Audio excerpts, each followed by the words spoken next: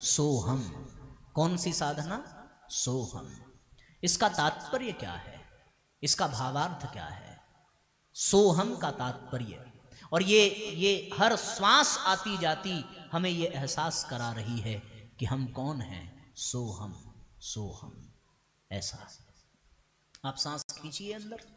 सांस जब आप खींचें तो खींचते समय एक स्वर निकलेगा और वो स्वर होगा सो, और छोड़ते समय एक स्वर निकलेगा, वो स्वर होगा हम। जोर से खींचो जरा, मतलब सो,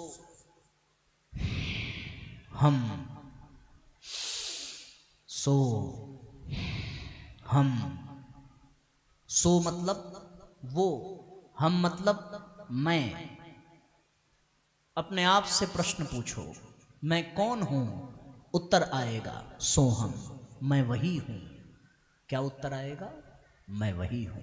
वही कौन? अब उसकी व्याख्या आपने उस दर्पण पे लिखा हुआ देखा होगा।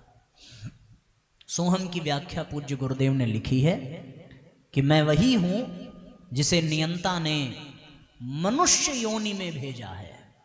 ऐसा लिखा है वहां, आप स्मरण करिए, नेत्र बंद करके याद करिए।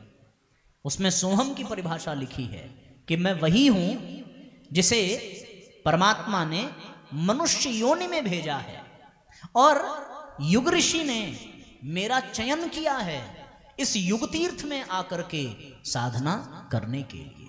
ऐसा लिखा है सोहम के विषय में कि भगवान ने सत्संग करने का, साधना करने का हमें अवसर दिया है। सो कोई भी क्रम मेरे लिए कठिन नहीं है। इसका तात्पर्य क्या है? अपने आप को मनुष्य मानना। सो हम, यानी हम मनुष्य हैं, ये साधारण सी बात। यहां से यात्रा प्रारंभ होगी, ये यात्रा की शुरुआत है। स्वयं को मनुष्य मानना। अगर आपने अपने आप को मनुष्य माना, आपने अपने आप को मानव समझा, तब तो आप महामानव बन पाएंगे, तब तो आप देव मानव बन पाएंगे, तब तो आप भगवान से मिल पाएंगे। जब हम खुद को मनुष्य ही नहीं बना पा रहे हैं तो फिर हम महामानव कहां से बन पाएंगे? फिर हमारी कुप्रवृत्तियां कहां बाहर निकल पाएंगी? ये पहला सूत्र है सोहम का, स्वयं को मनुष्य मान लो। यद्यपि इसका अर्थ बड़ा व्यापक है। इसका तात्पर्य क्या है? जीवो ब्रह्मैव नापरः, ईश्वर अंश जीव अविनाशी। हम कौन हैं? हम ईश्वर के अंश हैं, हम जीव हैं, ब्रह्म के अंश हैं। ये इसका व्यापक अर्थ है। पर शुरुआत आपको यहां से करनी पड़ेगी कि आप अपने आप को मनुष्य मानना प्रारंभ करिए। बिना किसी वर्ण के, बिना किसी जाति के, बिना किसी संप्रदाय के, बिना किसी लिंग भाषा आदि सबका भेद मिटा करके अपने आप को मानव मात्र मान लेना। और फिर मानव कौन है? अगला प्रश्न करिए। पहला प्रश्न, हम कौन हैं? मनुष्य। दूसरा, मनुष्य कौन है? इसका एक ही उत्तर है, ऋषियों की संतान, भगवान की संतान। मनुष्य कौन है? ईश्वर की संतान, ईश्वर का राजकुमार, भगवान का पुत्र है मनुष्य। तो अब तीसरा प्रश्न अपने आप से करिए, क्या हम मनुष्य की तरह जी रहे हैं? क्या हम भगवान के संतान की तरह जी रहे हैं? ये प्रश्न अपने आप से करिए। अब इस आधार पर अगर आप अपने आप से प्रश्न करें, तब आपको लगेगा भगवान के संतान होने के नाते झूठ नहीं बोलना चाहिए, शराब नहीं पीनी चाहिए, चोरी नहीं करना चाहिए। हमने खुद को शराबी मान लिया तो शराब पीना कहां बुरा लगेगा? हमने खुद को झूठा मान लिया तो झूठ बोलना कहां बुरा लगेगा? हमने स्वयं को चोर मान लिया तो फिर चोरी करना क्यों पाप लगेगा? मत मानो अपने आप को चोर, मत मानो अपने आप को झूठा, मत मानो अपने आप को शराबी। आज से, अभी से केवल और केवल अपने आप को मनुष्य मानो। और मनुष्य होने के नाते आप भगवान की संतान हैं, और भगवान की संतान होने के नाते जब भगवान में कोई दोष दुर्गुण नहीं है तो उनके बच्चों में भी दोष दुर्गुण नहीं होना चाहिए। क्योंकि गाय की संतान बछड़ा ही हो सकता है, सियार नहीं हो सकता। कुत्ते की संतान ही कुत्ता होगा, वो कभी शेर नहीं हो सकता। हम भगवान की संतान हैं, ऋषियों की संतान हैं, तो हमें भी भगवान जैसा और ऋषियों जैसा बनने की आवश्यकता है। इस धारणा के साथ अपनी साधना प्रारंभ करनी चाहिए। यहां से शुरू करना पड़ेगा। ये सोहम है, सोहम की साधना। वो दर्पण में गुरुदेव दिखाते हैं कि तुम ध्यान से देखो अपने आप को। जिस तरह 2 हाथ 2 पैर 2 आंख 2 कान 2 नाक राम कृष्ण बुद्ध गांधी के थे, वही 2 हाथ पांव तुम्हारे भी हैं। शेर का बच्चा ही शेर जैसा देखने में लगता है। क्या हम लोगों के हाथ पांव रावण जैसे हैं? आपने रावण की फोटो देखी है ना? कितने सिर है रावण के? उसका आधा भी नहीं है हमारे पास। तो हम रावण की संतान तो नहीं हो सकते। और अगर रावण की संतान नहीं है तो फिर दूसरे की स्त्री पर दृष्टि डालना ये तो किसका काम है? रावण के बच्चे होते तो डालते। राम की संतान है ना। राम का धर्म क्या कहता है? राम ने तो दूसरे की स्त्री को स्पर्श किया और राम के स्पर्श को पाकर के गई पतिलोक। वो अहिल्या कहां गई? पति के लोक चली गई। अपने पति से मिलन हो गया अहिल्या का। भगवान का स्पर्श उसके पति के पास भेजता है और रावण की कुदृष्टि सीता को अपने पति से अलग कर देती है। तो हम ये सोचें और अपने बच्चों को भी समझाएं कि भैया तुम रावण जैसे दिखते हो या राम जैसे। राम के पास कितना सिर था? 1। रावण के पास कितना? 10। तो अगर 10 है तब करो पाप, लेकिन जब 10 नहीं है तो काहे रावण बनने के चक्कर में पड़े हो? राम की संतान है सोहम। तो जब आप अकेले में बैठिए ना तो गुरुजी ने कहा सोहम सबसे बड़ी साधना है। इसको अजपा जप कहा गया है शास्त्रों में। जाप कई प्रकार का होता है, वाचिक, उपांशु, मानसिक, और फिर एक और बात अजपा, हर सांस में जिसका जप चल रहा हो। सांस भीतर जाए सो हम ये याद दिलाएगा। सो कौन? गुरु जी को याद करो। तो फिर कौन? शिष्यो हम। अगर गुरु के नाते अपने आप को जाने तो हम कौन हैं? शिष्यो हम शिष्य हैं, है ना। पत्नी साथ में हो तो हम क्या कहेंगे? हम इनके पति हैं। पिता साथ में हो तो हम क्या कहेंगे? हम इनके पुत्र हैं। भाई साथ में हो तो हम क्या कहेंगे? हम इनके भाई हैं। लेकिन गुरुजी साथ में हैं तो हम क्या कहेंगे? हम इनके शिष्य हैं। कौन है हम? को हम। प्रश्न करो, को हम कौन है? हम शिष्यो हम। तो क्या आचार्य श्री राम के शिष्य होने के नाते ये कर्म करना उचित है अथवा नहीं है? उन्होंने यही सिखाया है। यदि इस प्रकार सोचना प्रारंभ करें तो फिर हम अपनी समीक्षा कर पाएंगे, अन्यथा नहीं कर पाएंगे। हनुमान जी से रावण ने पूछा था कौन है तू, कहां से आया है? हनुमान जी सोचने लगे हम कौन हैं। उन्होंने कहा यदि मैं ये कह दूं कि पवन सुत, तो फिर इसी जन्म में पवन के पुत्र हैं, अगले जन्म में पता नहीं किसके होंगे। ये भी परिभाषा ठीक नहीं है।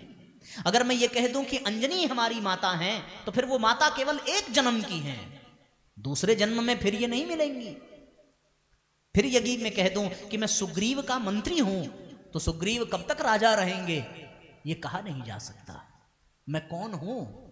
मैं ये कहूं कि हनुमान हूं, तो फिर हनुमान भी तो केवल एक जन्म के लिए। यदि मैं कह दूं बंदर, तो फिर बंदर भी तो केवल इसी योनि में, इसी जन्म में। इसके बाद फिर बंदर बनेंगे कि नहीं? क्या बताऊं रावण को? तुरंत हनुमान जी ने जवाब दिया, दासो हम कौशलेंद्रस्य, मैं कौशलेंद्र का दास हूं और मैं उनका दास जन्म जन्मांतर तक रहूंगा, इसमें कोई संशय नहीं है। केवल एक परिचय दिया कि मैं अपने परमात्मा का सेवक हूं, दास हूं।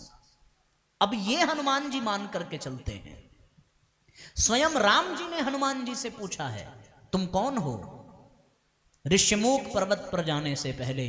और राम जी के पूछने पर हनुमान जी ने उत्तर दिया है, देह दृष्ट्यात तदंशकम, जीव की दृष्टि से मैं आपका अंश हूं। देह दृष्ट्यात तदंशकम, जीव दृष्ट्यात तदंशकम, आत्म दृष्ट्यात त्वमेवाहम। देह की दृष्टि से मैं आपका सेवक हूं, जीव की दृष्टि से आपका अंश हूं, और आत्मा की दृष्टि से मैं आप ही हूं, ऐसा वर्णन किया। फिर कहा इति में निश्चला मति, इसमें मेरी निश्चित मति है, ये मेरा निश्चित चिंतन है कि मैं आत्म दृष्टि से आप ही हूं, जीव की दृष्टि से आपका अंश हूं, और देह की दृष्टि से मैं आपका दास हूं। देह दृष्ट्यात दासोहम जीव दृष्ट्यात त्वदंशकः आत्म दृष्ट्यात त्वमेवाहम इति में निश्चला मति। ये मेरी निश्चित मति है। तो फिर हमें भी अपने आप से पूछना है कि हम कौन हैं। जो हम हैं, अगर हम अपने आप को कोई जानवर समझते हैं तो फिर जानवर जैसा व्यवहार करें, कोई आपत्ति नहीं है। भला कौन आपत्ति हो सकती है। और एक बात ध्यान रखना, आप अपने आप को जो मानेंगे वैसे बनते चले जाएंगे। कुत्ते को भौंकने से कोई पाप नहीं लगता। अगर हम स्वयं को यही मान लें तो फिर भौंकना चाहिए, पर ये हम हैं नहीं हैं। अगर हम अपने आप को मनुष्य मानते हैं तो हमें यह मानना पड़ेगा कि मनुष्य शाकाहारी होता है। तो अब मांसाहार का सेवन करना उचित है। अब जो मांसाहारी हैं वो मांसाहार के सेवन में बड़ी दलीलें देते हैं। डॉक्टर कहता है बड़ी ऊर्जा मिलती है और बड़ा ये हो जाता है और बहुत खूब दलीलें देंगे। क्यों? क्योंकि वो अपने आप को मांसाहारी मान रहे हैं, वो अपने आप को मानव नहीं मान रहे। और फिर वो मनुष्य शरीर में मांसाहारी जानवर है, वो मनुष्य नहीं हो सकता। इसको ध्यान रखना। एक मजे की बात मैं अक्सर कहता हूं कि किसी जानवर को देखो तो आप पहचान जाओगे कि वो जानवर है, लेकिन आप मनुष्य को देख करके पहचान नहीं सकते कि ये मनुष्य है। इसके भीतर कौन सा जानवर बैठा है ये कहा नहीं जा सकता। ये शाकाहारी जानवर है कि ये मांसाहारी जानवर है, कुछ आप नहीं कह सकते। वो अपने आप को क्या मान बैठा है, उसके अंतःकरण ने अगर उसको मांसाहारी बना दिया तो इसका मतलब वो मांसाहारी है। फिर उसको आप मनुष्य नहीं कह सकते, वो जानवर ही है। इसलिए पहली साधना सोहम। अपने आप को हम क्या समझते हैं। गुरुदेव से जुड़े हैं तो अपने आप को केवल और केवल शिष्योहम, मैं शिष्य हूं, मैं साधक हूं, मैं भगवान का भक्त हूं। अब इस अनुसार मेरा जो कर्तव्य है, मेरा जो उत्तरदायित्व है, उसे मुझे समझना चाहिए। जटायु ने जब देखा कि रावण माता सीता का हरण करके ले जा रहा है, तो जटायु अपने आप को क्या मान रहे हैं। अगर जटायु अपने आप को केवल गिद्ध मानता तो क्या वो रावण से युद्ध करता। अगर जटायु केवल अपने आप को मांसाहारी पक्षी मानता तो क्या वो रावण से युद्ध करता। लेकिन जटायु ने अपने आप को क्या माना। जटायु ने माना कि दशरथ मेरे मित्र थे, ये दशरथ की पुत्रवधू मेरी पुत्रवधू है, और रावण की इतनी मजाल कि मेरे रहते मेरी पुत्रवधू को मेरे सामने उठा करके ले जाए, मैं अपनी जान गंवा दूंगा लेकिन इसे ले जाने नहीं दूंगा। जटायु ने अपने आप को राम का पिता माना है और इस नाते माता सीता की रक्षा की है। हम अपने आप को मान क्या रहे हैं, हमने खुद को समझा क्या है। और जो हम अपने आप को मानते हैं दुनिया भी हमें उसी दृष्टि से देखेगी। आप अपने आप को क्या मानते हैं। आप बच्चे के सामने जाते हैं तो अपने आप को माता मानते हैं, पिता मानते हैं, तो आपका बच्चा भी आपको माता मानता है। आप पति के पास जाइए तो आप अपने आप को पत्नी माने तो आपका पति भी आपको पत्नी माने। और पति के सामने जाइए भौहें चढ़ा करके, आंख तरेर करके, आपने दवा नहीं खाई अभी तक, तो पति क्या कहेगा, सुनो मेरी मां बनने की कोशिश मत करो, पत्नी हो पत्नी बन के रहो। क्यों? क्योंकि उस समय में आप भूल गए कि आप उनकी पत्नी हैं। क्योंकि स्वाभाविक है, प्रेम में मां जैसा वात्सल्य पत्नी में भी जागृत हो जाता है अपने पति के लिए। और फिर पत्नी भी डांट सकती है कि बाप बनने की कोशिश मत करो। हाँ, एक बात तो हर पत्नी के जबान पे रहती है, ये तो हम थे। अगर कोई और होता। शुरुआत के 8-10 साल बाद आपने भी कहा होगा, आप लोगों ने भी सुना होगा, और 10-20 साल और जब बीत जाते हैं तो एक वाक्य और जुड़ जाता है, मैं तो बच्चों की वजह से रुकी हुई हूं। पति भी यही कहता है, बच्चे ना होते तो हम आज के आज शांति कुंज चले जाते, जैसे वहां जगह बनी है। 3 दिन के लिए कमरा ढूंढना पड़ता है, इनको फोन करो उनको फोन करो तब जाके कमरा मिलता है। यानी दावा ऐसे ही करते हैं, हम आज हरिद्वार चले जाएं, लेकिन बच्चों का मुंह देख करके रुक जाते हैं। भगवान बच्चों का मुंह बनाए रखें, कम से कम परिवार बना है। तो हम स्वयं को मान क्या रहे हैं? सोहम यही है। अपने आप को, स्वयं को क्या समझते हैं? जो आप मानते हैं उसी आधार पर अपनी समीक्षा करना प्रारंभ कर दें तो इसको कहते हैं आत्मसमीक्षा। अपने भीतर की कमियों को ढूंढना, अपने भीतर की बुराइयों को पहचानना।